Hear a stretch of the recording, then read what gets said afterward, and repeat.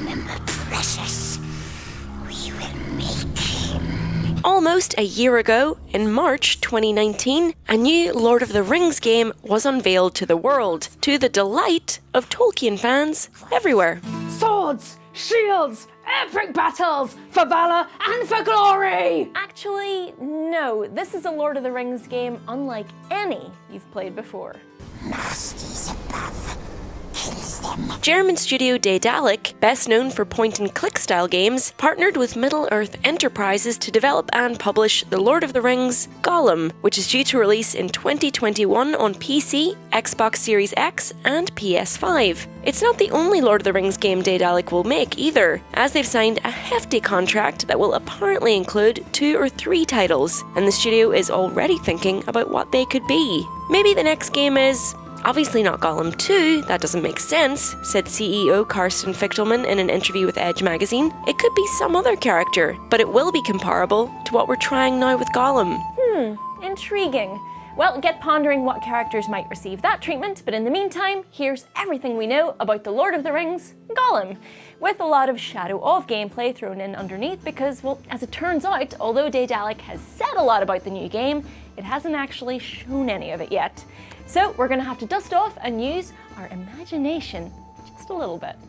The Lord of the Rings Gollum will apparently chart Smeagol's years after he became the fourth bearer of the One Ring, That's after Sauron, Isildur and Déagol, for those wondering. leading up to the events of The Hobbit and The Lord of the Rings. Presumably, the game could start on Smeagol's fateful birthday, where he went fishing with his cousin and best friend Déagol in the Gladden Fields north of the mountains. There, Déagol found a shiny golden ring in the water when he was pulled out of their boat by a large fish. This is all pretty accurately recreated in Peter Jackson's Lord of the Rings films.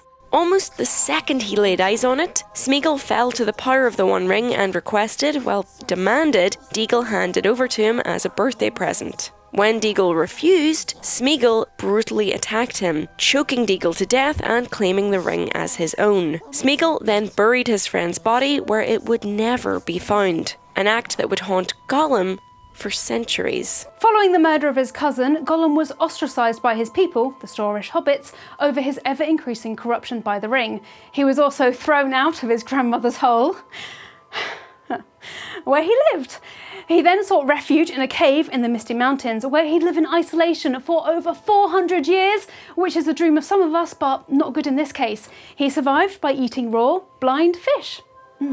400 years is a lot of potential material for the game, even if Gollum supposedly spent a good deal of that time alone. And it's a fairly crucial time in the development of the character, as it's over this time period that Smeagol the Hobbit becomes the creature known as Gollum. Which is why it's a good fit that this game is, apparently, very much a story-based experience, with player choice elements, a la Telltale games or Life is Strange, thrown in too. You already have that big conflict in the character, 2 voices talking to you continuously, which means there is a good reason that there are decisions to make in the game. The Smeagol decisions, or the Gollum decision, Karsten Fichtelman told The Hollywood Reporter in an interview. This points to a mechanic that the developer has alluded to much more recently and much more in-depth in an interview with Edge magazine. It's described as a kind of take on something akin to dissociative identity disorder, as aspects of both Smeagol and Gollum present as 2 distinct personality states warring for supremacy. It sounds like it'll be similar to scenes in the film trilogy, which were cleverly framed to show Smeagol and Gollum regularly arguing or conversing with one another.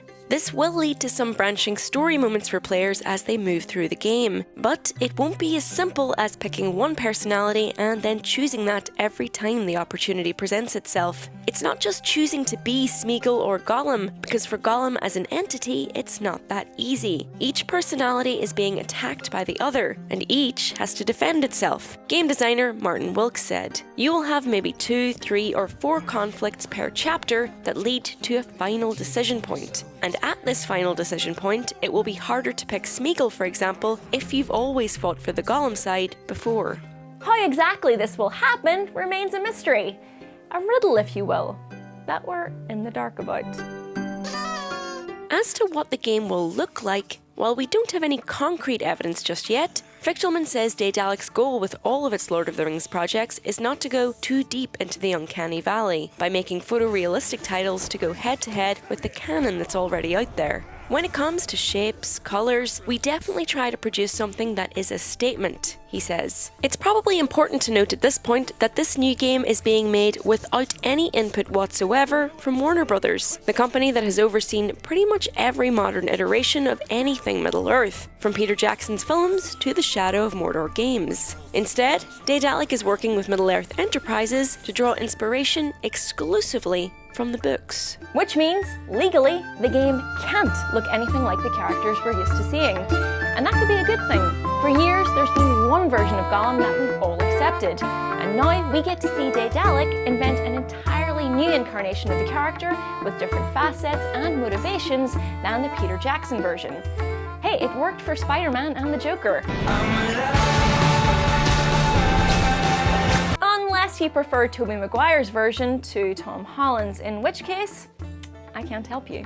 So what will this Gollum look like? Well, Daedalic hasn't definitively revealed that just yet, but they have stated plainly that he won't look like Andy Serkis. Tolkien didn't give a size reference for Gollum to begin with, art director Matthias Fisher told Edge magazine. So in the first illustrations, he's gigantic. He's like a monster emerging from the swamp. This would indeed be a drastically different take on the character, and we wouldn't necessarily say no to it, especially having taken a peek at the illustrations in question. However, Tolkien himself later corrected questions about Gollum's size, stating he was of average hobbit height. And in a manuscript written to guide illustrators to the appearance of his characters, Tolkien also explained that Gollum had pale skin, but wore dark clothes and was often only seen in poor light. In The Hobbit, Tolkien states that Gollum has pockets, which is more than I can say for my dress.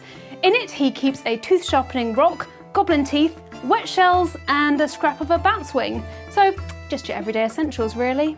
It's likely that Daedalic will go for a more humanoid look than the sort of extreme monstery versions seen in the illustrations, as that would potentially make the task of creating a relatable, sympathetic Gollum much more difficult. And that's a real goal for Daedalic here. It's the studio's focus in finding Gollum's look and arc in the game. It wants to give the character greater emotional depth, to allow gamers to empathise with him more than they did in the films. He's already been corrupted by the ring, he's already committed terrible deeds, but he's not lost to the extent he is when he first meets Bilbo. So we'll probably be seeing a lot more conflict within him as he wrestles with the sins of his past and slips deeper into his obsession with his precious. At the same time, there's going to be a lot of hatred and bitterness bubbling under the surface, as Gollum is despised and distrusted by almost everyone he meets, from orcs to hobbits. Kindness is shown to bring out the better qualities in him, so perhaps the game might explore what his future could have been under different, more sympathetic circumstances. The game's art director Matthias Fisher also revealed to Edge magazine that the Lord of the Rings Gollum will feature Nazgul, although not the ones featured in the original film trilogy. They were an interesting challenge because it's so well documented where they are in the wider narrative. It was like, shit, can we use these cool Nazgul? Fisher said, I think ours are the less cool ones. They're the drummer and bass player of the band, but we have a chance to make them more popular. Who exactly Fisher means here is up for debate. Only 2 of the 9 were ever named canonically: the Witch-King of Angmar, Sauron's second-in-command during the Second and Third Ages, and leader of the Nazgul. Remember him? Ugly guy on Fell Beast? No man can kill me. I am no man. Ugh. Ugh. Awesome! And Camel the Easterling. You hear his name less, but he was the wraith who chased the hobbits to the Buckleberry Ferry in the Shire, and who asked Farmer Maggot for Baggins just before Frodo left Hobbiton. He becomes the leader of the Nazgul for a hot minute after the Witch-King was defeated, and he's the only Nazgul whose true name is ever revealed. It kind of sounds like Daedalic has been given the opportunity to expand on the lore of the 7 other Nazgul though, which is pretty cool. Will they be given names and backstory, or, even better, cooler mounts? Well, probably not. The Nazgul's power directly correlates to Sauron's, and though Sauron had returned to corporeal form and to Dol Guldur the same year that Smeagol claimed the ring from his cousin Deagol, he, and by extension the Nazgul, are quite literally shadows of their former selves. I mean, really, this is where an alternative may Edge's interview also hints at stealth gameplay, expansive level design, and, perhaps surprisingly, less violence than we're used to seeing in more recent Lord of the Rings games.